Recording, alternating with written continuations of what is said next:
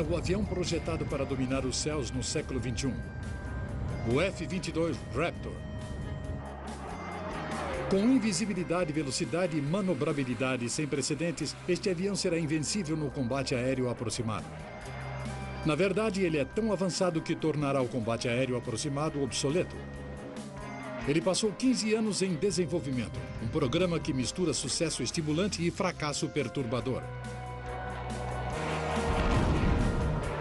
Agora vamos abrir as portas e examinar com atenção o futuro da aviação de caça e faremos um voo de perder o fôlego com um piloto de prova do F-22.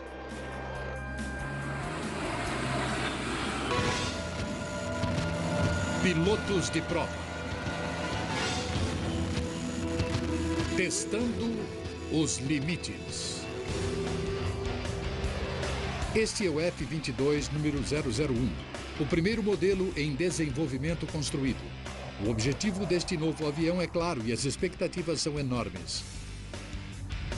O F-22 Raptor deve ser o melhor caça do mundo.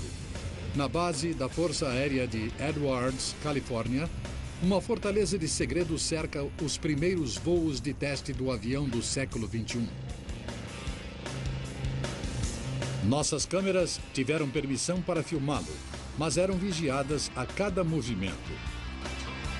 Um grupo de elite dos melhores pilotos de prova da América reuniu-se aqui para levar este novo e revolucionário avião ao desconhecido, um passo de cada vez. O tenente-coronel Steve Rainey é o primeiro piloto de prova da Força Aérea a pilotar esta incrível máquina de guerra.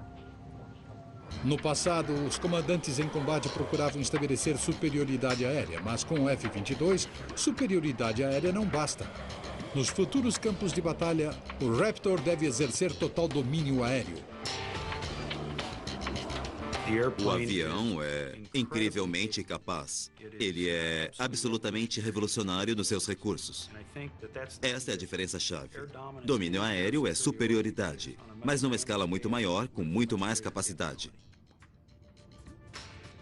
Essa capacidade é às vezes chamada de primeiro a avistar, primeiro a atirar, primeiro a matar, pela Força Aérea. Na essência, qualquer inimigo em potencial pode ser abatido antes mesmo que saiba que foi avistado. O F-22 é o primeiro avião da história do combate aéreo capaz de conseguir uma vantagem tão avassaladora.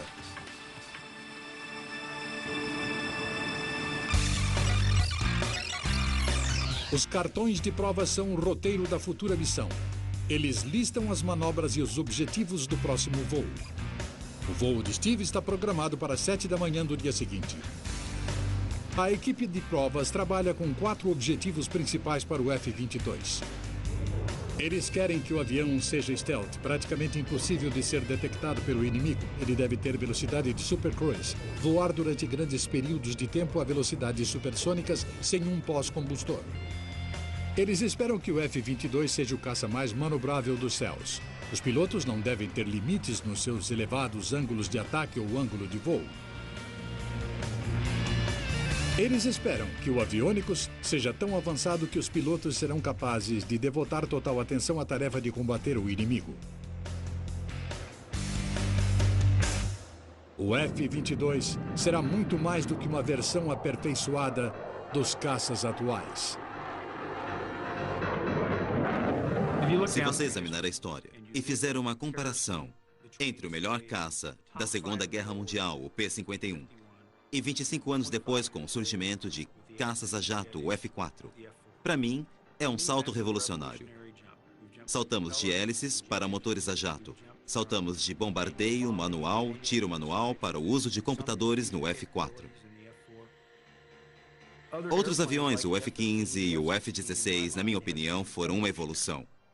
Eu acredito que temos um passo revolucionário com o F-22.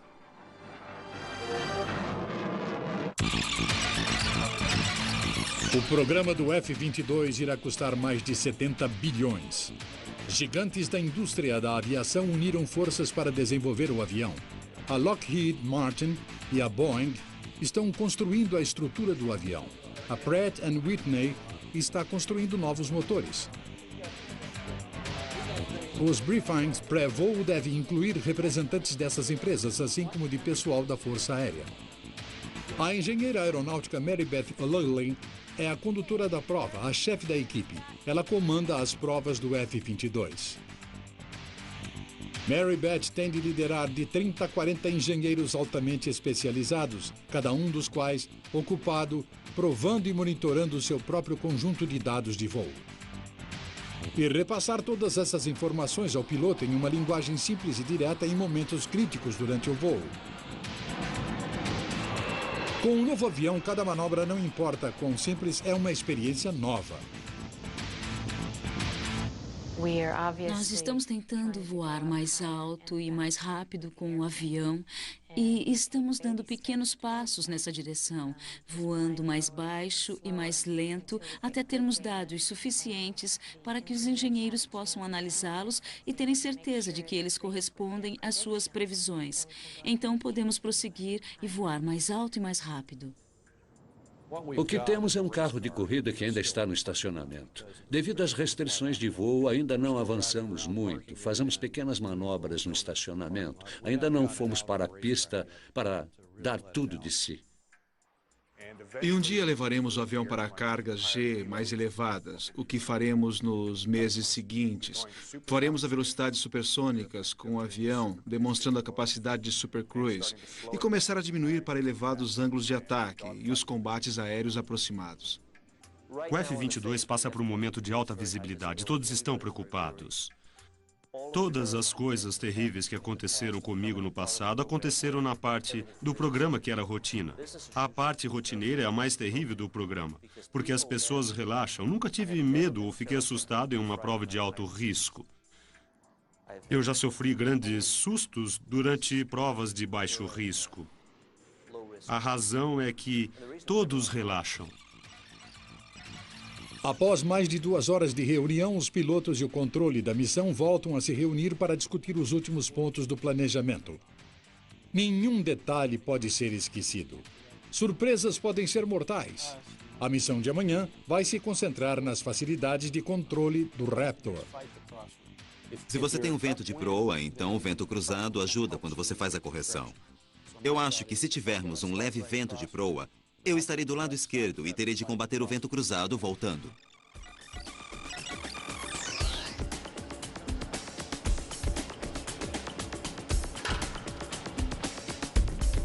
O F-22 é revolucionário no seu design. Não há tanques de combustível ou armas aparentes. Eles são carregados internamente. As superfícies dos mísseis são altamente reflexivas e armazenando-os dentro do F-22 ajuda a esconder o avião do radar inimigo. No compartimento principal de armas, podemos levar 6 mísseis AIM-12 controlados por radar. No compartimento de armas lateral, há uma de cada lado. Podemos levar um míssil AIM-9. Temos um total de 8 mísseis e uma metralhadora interna Gatling de 20 milímetros. Similar à de outros caças. Uma vez que o avião seja localizado e o piloto selecione um míssil e o lance, a porta do lado do míssil que foi selecionado irá se abrir rapidamente. Ele será ejetado e a porta se fechará. Para reduzir ainda mais a assinatura do radar do Raptor, tornando-o ainda mais invisível, as linhas dos F-22 são angulares. Esse formato reflete os sinais do radar, tornando o avião resistente ao radar. O stealth é algo como o manto de Klingon na série Star Trek. Ele não o torna realmente invisível, mas é algo tão próximo à invisibilidade que, se você imaginar um avião grande como o 747, relativamente falando, um avião como o F-22 tem o tamanho de uma abelha ou um pequeno pássaro em seu tamanho relativo perto de um avião 747. Se juntarmos todas as inovações que foram incorporadas ao F-22, o stealth é o mais importante. O stealth é a grande diferença. Permite a infiltração por trás do inimigo. Antes que eles percebam que você está lá, isso torna a guerra algo terrível. O resultado final é que ela não será justa e você não quer que ela seja justa.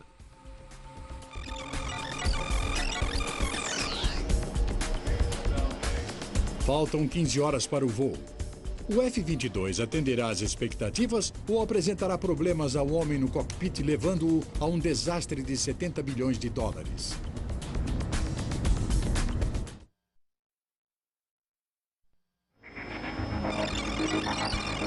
Não importa o quão eficiente seja a aerodinâmica, o quão avançados sejam os aviônicos, não há substituto para a força bruta.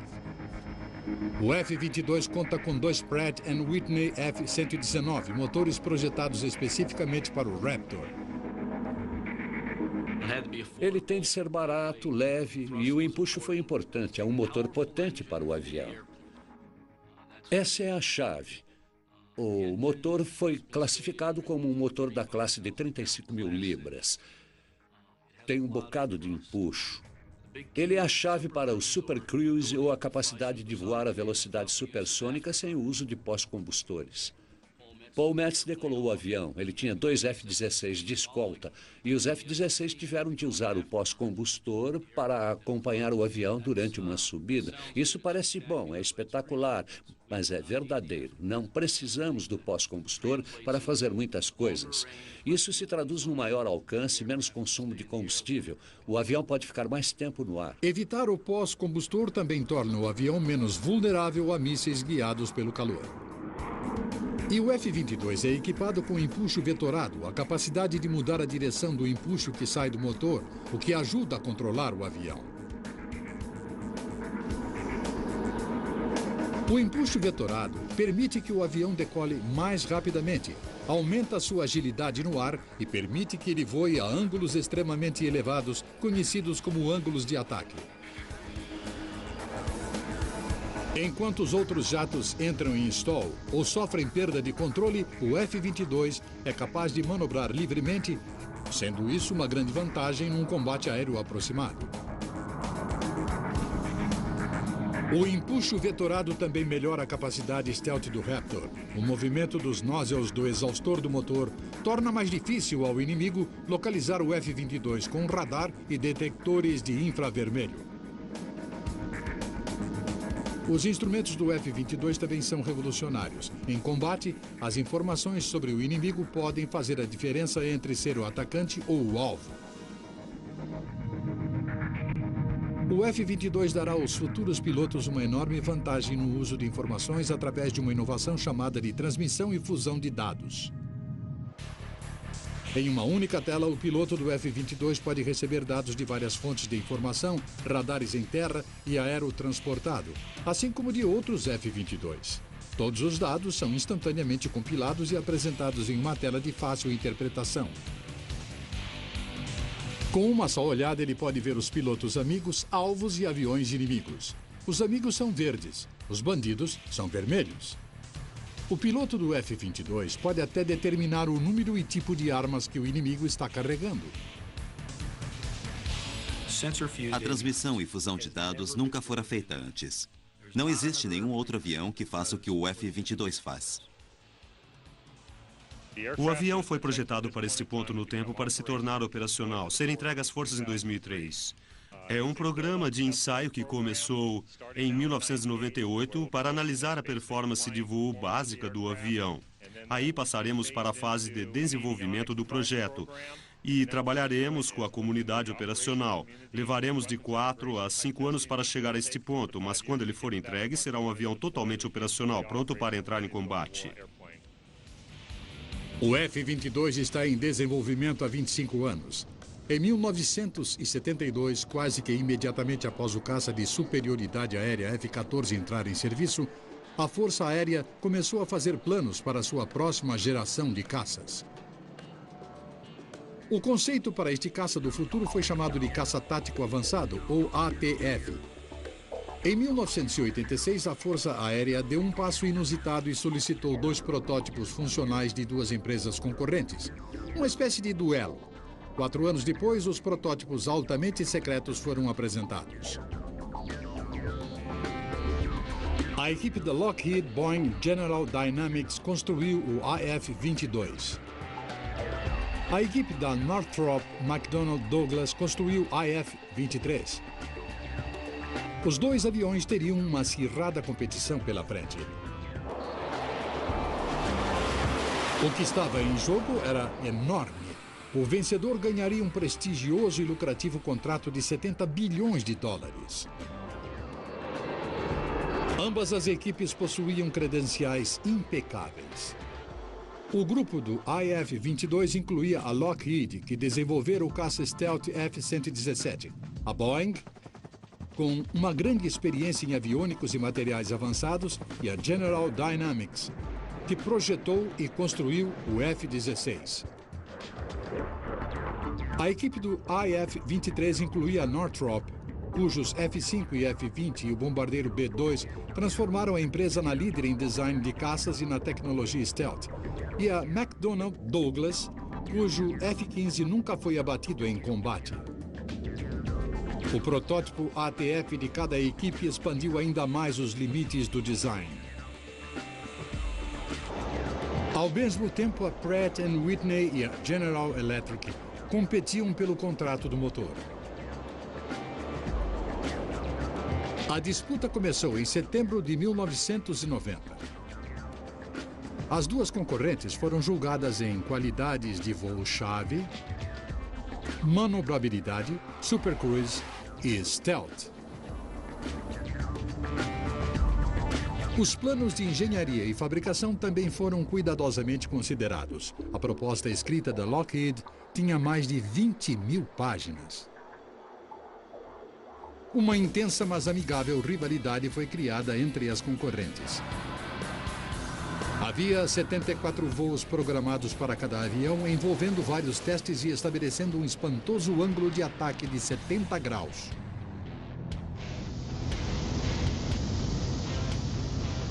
A disputa foi realizada num ambiente de alta pressão. Tivemos 90 dias para demonstrar esses aviões a partir de zero, do primeiro voo, ao máximo que poderíamos extrair deles, 90 dias. Quando tínhamos um problema em comum, como em um motor, estávamos livres para discutir isso e garantir que não houvesse problemas de segurança. Era uma rivalidade amigável entre profissionais que se conheciam havia muitos anos. Sabíamos que estávamos enfrentando um avião muito bom. Sempre tivemos o mais alto nível de respeito por eles durante todo o processo. Sabíamos que seria uma disputa ferrenha e acho que isso nos levou a um nível ainda mais alto. Conhecíamos todos os pilotos, nós nos encontrávamos no estacionamento e brincávamos uns com os outros. Queria vencê-los de maneira justa e honesta. Não queria vencê-los porque eles tinham avariado um dos seus aviões. Trabalhamos juntos para garantir a segurança e até voamos pelo menos uma vez em formação com eles para relações públicas. Eu sabia que estava numa luta, sabia que eles fariam um bom trabalho. Fizeram um excelente trabalho. Eles tinham o segundo melhor avião do mundo. Os dois aviões tiveram um desempenho excelente e havia pouca diferença no resultado das provas. No entanto, em agosto de 1991, a Força Aérea fez a sua opção. O vencedor foi o IF-22, construído pela equipe Lockheed Boeing General Dynamics. A Pratt & Whitney ganhou o contrato do motor. O relatório final indicou que a decisão foi baseada algo além do desempenho em voo. Ele afirmava que o IF-22, abre aspas, claramente oferecia melhor capacidade a um custo menor, fornecendo à Força Aérea o melhor negócio, fecha aspas. É claro, a decisão deixou os pilotos de prova do IF-23 sem trabalho. Mas Paul Metz tinha qualificações únicas para mudar de equipe. Eu conhecia muito bem Dave Ferguson, o piloto do YF-22. Eu conhecia há anos. Mas é claro, naquele ambiente de competição, estávamos separados no que se referia à troca de informações. Embora continuássemos amigos, mas um dia encontrei Dave e disse, escute, alguém vai perder essa disputa e quem perder deixará um currículo com outro piloto no dia seguinte. No dia seguinte, entreguei o currículo a Dave Ferguson. Hoje, a carcaça fantasma do IF-23 descansa ao lado da pista de Edwards. O programa do IF-22 seguiu em frente rapidamente. Mas, em abril de 1992, aconteceu um desastre e o programa sofreu uma parada abrupta. O piloto de provas Tom Morgenfeld estava fazendo um voo de rotina no IF-22 para que fotógrafos tirassem fotos publicitárias.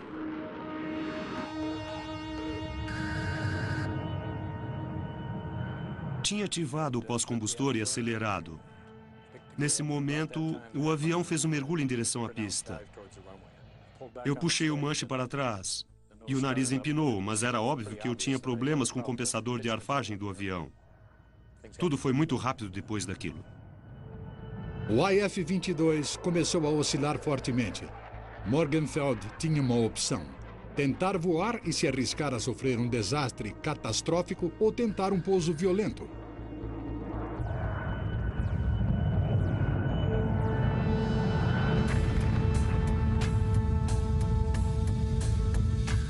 É comum a ocorrência de acidentes nas fases iniciais de um programa, porque há fatores que não entendemos.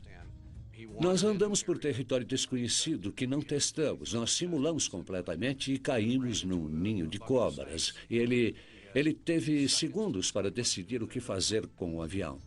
Ele tomou a decisão de pousar pensando que havia um problema grave com o avião para que tivéssemos destroços maiores para analisar mais tarde. Isso é típico da mentalidade do piloto de prova. Ele quer trazer o avião de volta para que as pessoas possam descobrir o que saiu errado e resolver o problema. Ninguém gosta de causar avaria no avião. Até aquele dia, eu mal arranhar a pintura de um em cerca de 20 anos de pilotagem. Não importa o que aconteça, você sempre se sente muito triste com aquilo. Tanto esforço foi gasto naquilo e você se sente muito responsável. A análise do acidente revelou a fonte do problema: uma pequena falha no sistema de controle de voo. Embora ele tivesse sido consertado com facilidade, o incidente serviu como lembrança de como o trabalho dos pilotos é perigoso.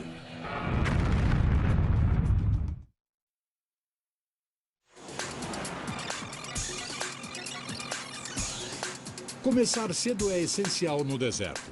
Os aviões não funcionam tão bem sob calor. O F-22, talvez a aeronave mais avançada do mundo, está sendo preparado para um teste crítico. Mas o desenvolvimento de novas tecnologias não está limitado ao avião em si.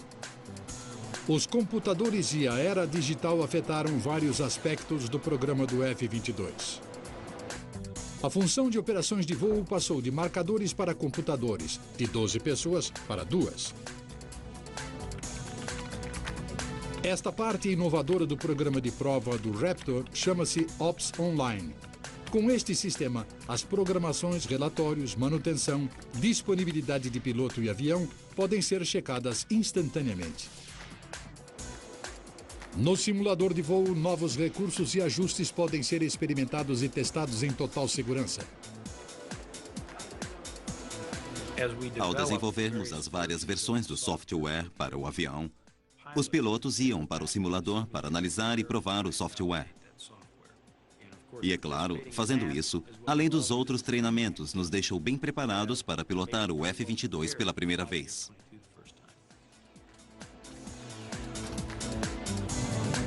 Numa nova abordagem do teste de voo, toda a fuselagem do Raptor foi conectada ao nariz de um Boeing 757 para formar um laboratório de testes no ar.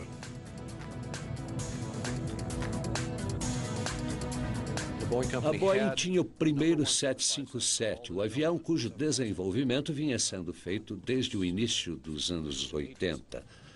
Devido ao modo de como as asas foram unidas, o avião não podia ser certificado. Então foi oferecido ao programa do F-22 para voo de testes. Isso é como comprar um Lincoln Town Car para usar num serviço de entregas. Provavelmente não é adequado. Ele é um veículo luxuoso demais, mas nós tínhamos a oportunidade e o custo era zero. O 757 é equipado com 265 metros de espaço em laboratório, 35 estações de trabalho de engenharia e uma suíte de aviônicos completa do F-22. Os engenheiros poderiam voar quase 10 horas coletando e analisando dados.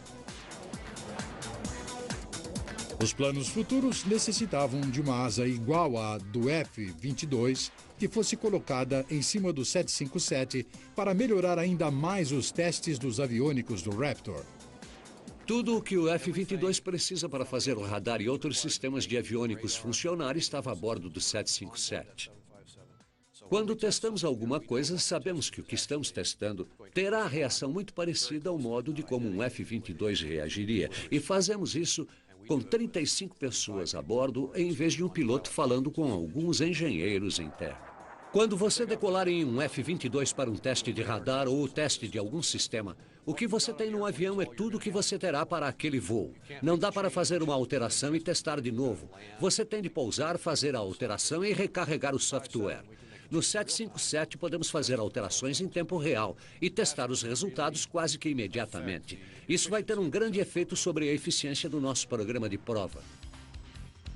Com o passar dos anos, o mundo dos voos de prova evoluiu dramaticamente e o Raptor está tão distante dos primeiros aviões de combate, assim como um carro de boi está de uma Ferrari. No início, os aviões na Primeira Guerra Mundial só eram usados para coletar informações sobre a força das tropas inimigas e sua localização. Os aviões não tinham armas, mas as coisas mudaram rapidamente quando metralhadoras foram montadas nos aviões. No começo, as armas eram disparadas da traseira do avião. Então, um holandês chamado Anthony Fokker criou um mecanismo que permitia o disparo da metralhadora por entre as pás da hélice e a era clássica do combate aéreo aproximado começou. Os primeiros combates aéreos eram brutais. A expectativa de vida de um piloto de caça na Primeira Guerra Mundial era de apenas 17 horas no ar. Os pilotos logo perceberam que velocidade e manobrabilidade eram questões de vida e morte. O objetivo era simples: mover-se para a posição de tiro mais rapidamente que seu inimigo e então metralhar seu avião.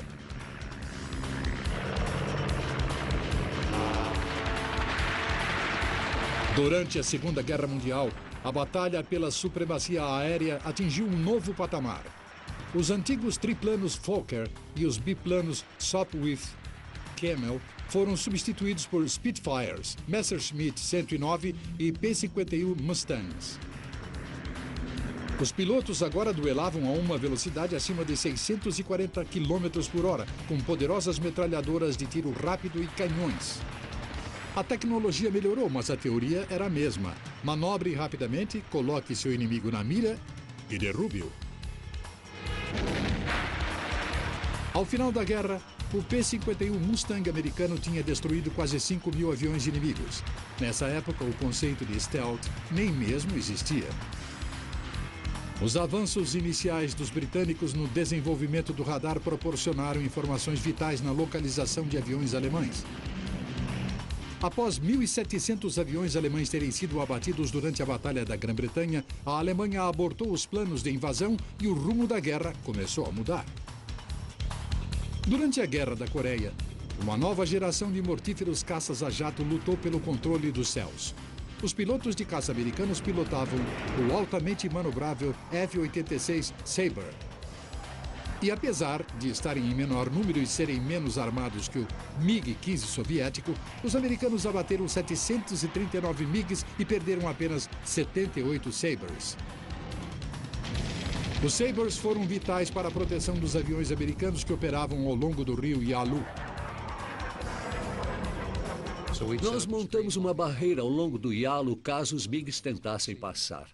Se os víssemos, iríamos atrás deles, é claro. Aquilo era basicamente o tipo de combate feito na Segunda Guerra Mundial, exceto que tínhamos jatos e a velocidade era muito maior. Mas ainda usávamos equipamento da Segunda Guerra Mundial, como 6 metralhadoras calibre 50.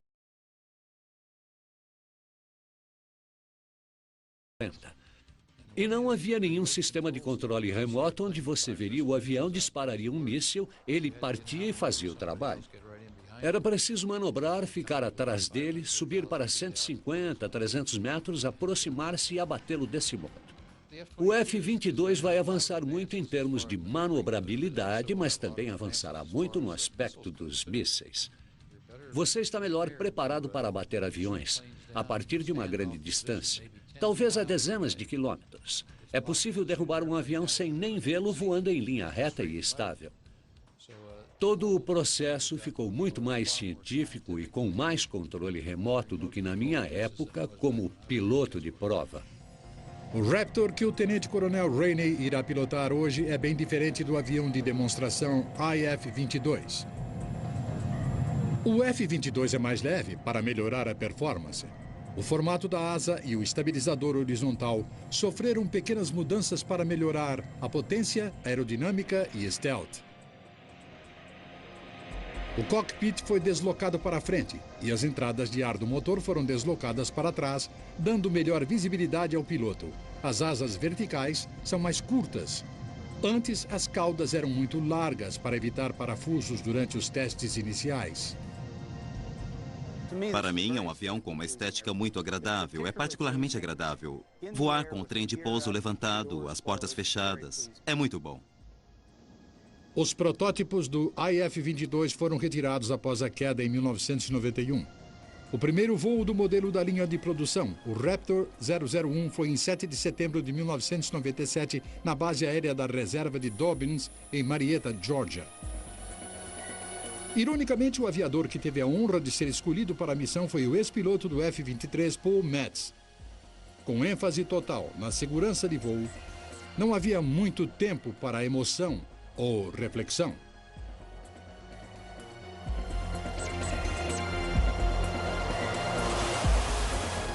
Você está tão concentrado no primeiro voo que não permite que pensamentos externos o perturbem.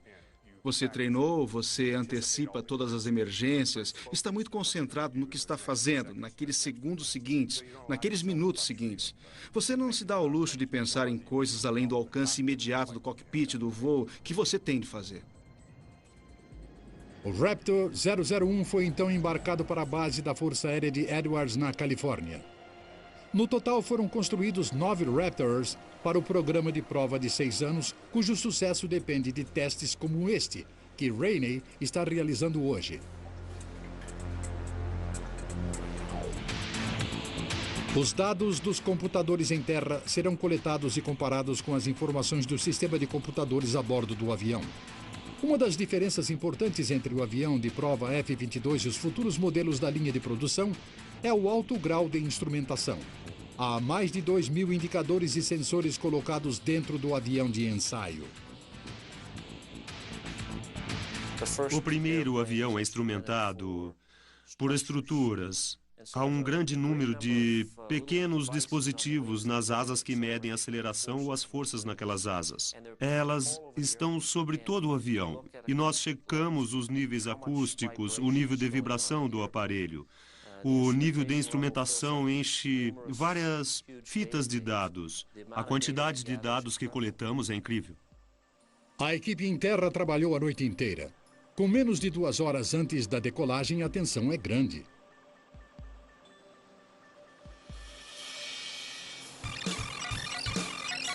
Enquanto o F-22 aguarda na rampa, há um detalhe vital que só pode ser ignorado. Há um grande risco para o piloto e o avião. A pista.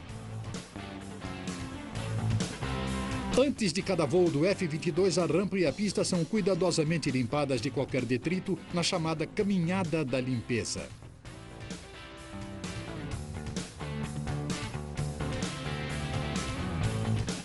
Esses motores têm um grande poder de sucção.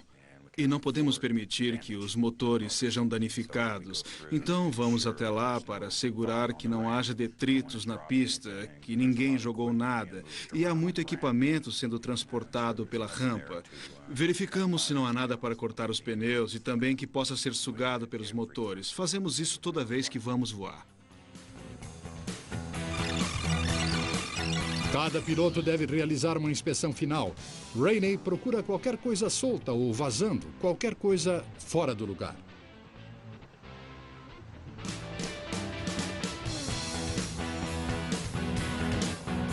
Próxima parada, sistema de suporte de vida. Rainey checa outra parte vital do F-22, seu macacão de voo. Este novo macacão é específico do Raptor. É até mesmo um protótipo. Ele foi projetado para proporcionar um ambiente de cockpit controlado. Ele é conectado ao sistema de controle ambiental do avião e fornece ar refrigerado. Para mim, o que me mantém frio durante o voo. Todo o nosso sistema de suporte de vida é único do F-22. Ele foi projetado para oferecer tolerância G original ou tolerância à fadiga sob uma G elevada. Mas como pode ver, enquanto eu coloco estas camadas de proteção G, eu fico com a aparência de uma cebola. Todo esse material já foi experimentado. Ele foi testado por pessoas em laboratórios. O que nós vamos fazer agora é testá-lo no ambiente em que o avião estará. Estamos prontos para o voo. Quer colocar isto? Claro. Bem, agora... O capacete do F-22 também é novo. Ele foi projetado para suportar a velocidade de ejeção de 600 nós. Este capacete tem um dispositivo embutido de redução de ruído para bloquear o ronco dos motores. O silêncio ajuda a capacidade do piloto de se concentrar. Checagem final. Todos os sistemas estão prontos. Enquanto que Rainey ficará fisicamente sozinho no avião, ele, na verdade, tem toda uma equipe com ele a cada passo do voo. Da ignição do motor ao pouso, seu voo é monitorado a cada segundo pela equipe no controle da missão. No caso improvável de ocorrer um problema no voo, eles serão imprescindíveis para conduzir em segurança Rainey e o F-22 para a Terra. Durante um voo de prova, eu sou uma condutora de prova. Dentro da sala de controle, temos de 38 a 40 engenheiros. Eu sou o ponto central que fala com o piloto, que autoriza o piloto a fazer os testes. E se por qualquer motivo tivermos qualquer problema, eu informarei isso ao controle e reajustaremos toda a missão.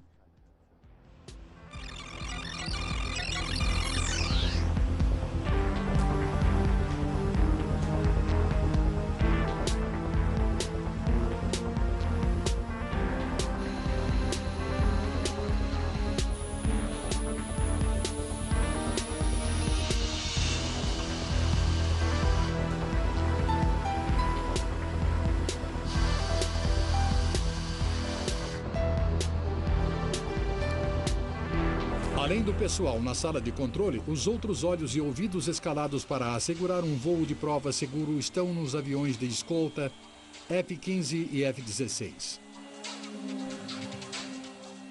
Eu verifico o avião periodicamente para ter certeza de que não há vazamentos, não há painéis soltos. Toda vez que ele abaixa o trem de pouso ou sobe o trem de pouso, eu vou até lá verificar se tudo está onde devia estar.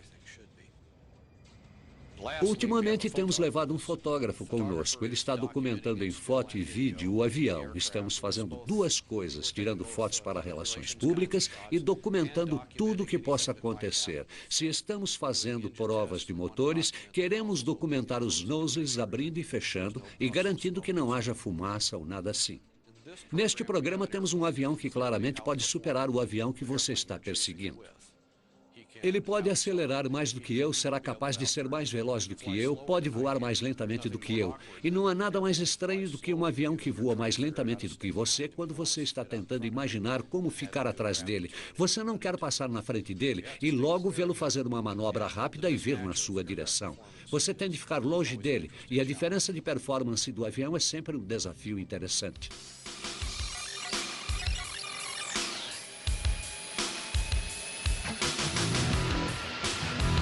Rainey taxia e para perto da pista. Os links de comunicação são testados. Este é o momento final, quando todos os sistemas são checados para assegurar que o maior nível de segurança seja alcançado. O piloto chama este lugar de última chance.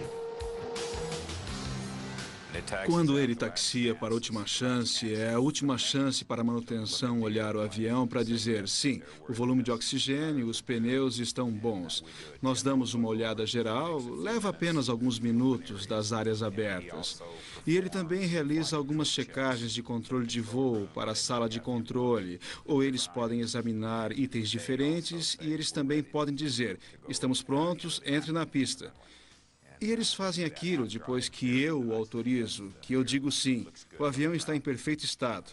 Então ele diz que está pronto para partir. Rainey agora está pronto para decolar e arriscar sua vida em um novo sistema ainda não provado.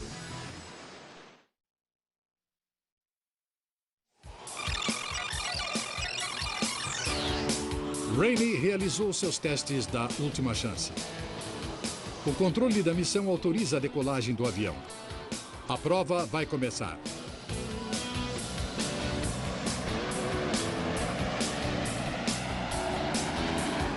O primeiro avião a decolar é seu F-15 de escolta.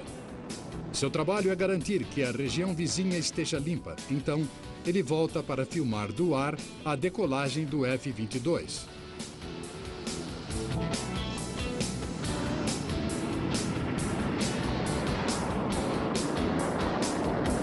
Rainey agora está com o F-22 onde ele quer. No céu.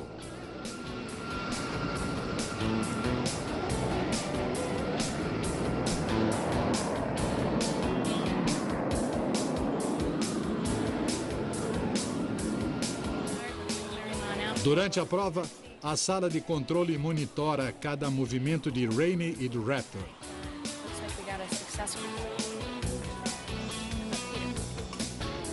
Rainey faz as diversas provas com o F-22, sempre alerta a um comportamento incomum. Rainey sobe para 10.000 metros. Ele começa com manobras simples, aumentando gradualmente a dificuldade. A primeira série de provas envolve qualidades de voo básicas do Raptor, verificando seu comportamento em várias velocidades subsônicas. Eventualmente, o Raptor irá voar numa velocidade 2 vezes superior à do som. Em seguida, é feita uma prova de ângulos de voos cada vez mais elevados.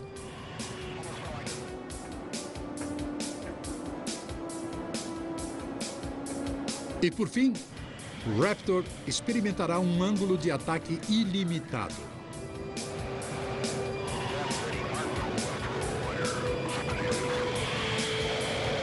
Rainey então move o Raptor em várias direções para provar a reação do jato aos seus controles de voo. Em seguida, o Raptor desliza lateralmente. O avião continua a voar em uma direção, embora o nariz esteja apontando para outra. Rainey e o controle da missão estão satisfeitos com o resultado. Durante todo o voo, os vários sensores na superfície do avião estão recebendo dados. Os aviônicos estão ok. O novo macacão de voo e o capacete estão funcionando direito. Vital em qualquer engajamento contra caças inimigos é a capacidade de manobrar rapidamente. O avião deve reagir ao mais leve comando do piloto. Primeiro, Rainey faz túnels de 45 graus com o Raptor para um lado, depois para o outro. Então, um túnel de 180 graus, seguido por um túnel de 360 graus. Primeiro numa direção, depois na outra.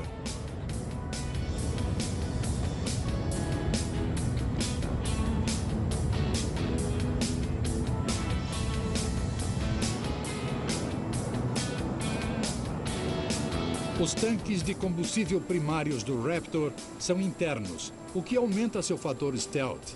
Assim, o reabastecimento no ar torna-se crítico. Com o reabastecimento no ar, o alcance do F-22 aumenta sem comprometer sua capacidade de ficar invisível ao radar inimigo.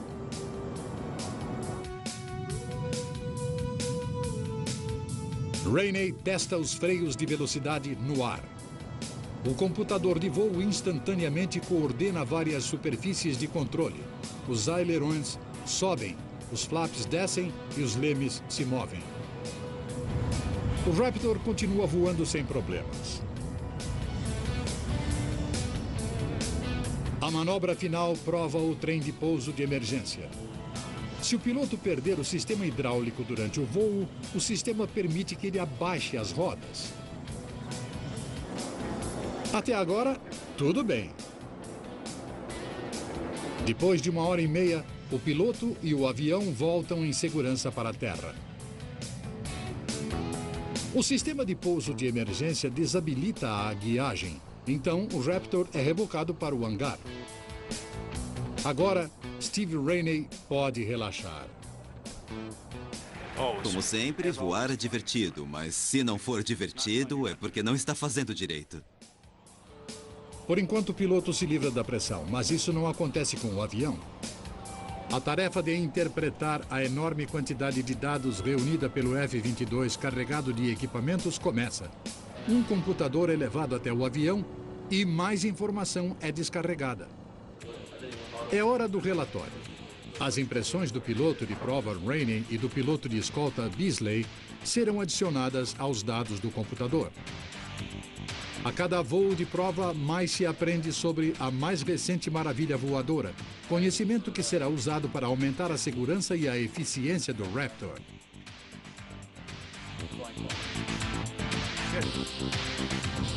No século XXI, mais de 300 Raptors irão se unir ao arsenal da Força Aérea Americana.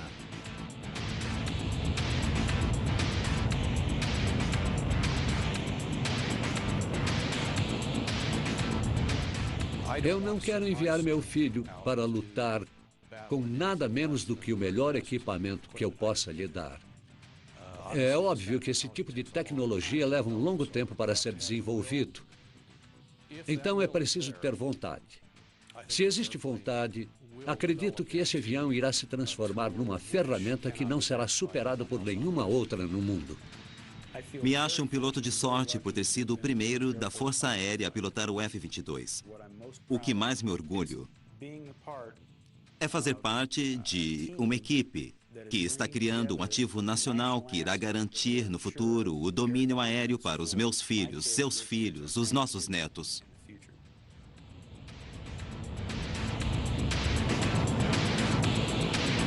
Um dia, o F-22 Raptor será o mais rápido, mais inteligente e mais letal objeto no ar, propiciando aos militares americanos a capacidade de dominar qualquer futuro combate aéreo. E os homens e mulheres que pilotarão essas missões saberão que sua segurança e sucesso são resultado em grande parte da coragem de um piloto de provas.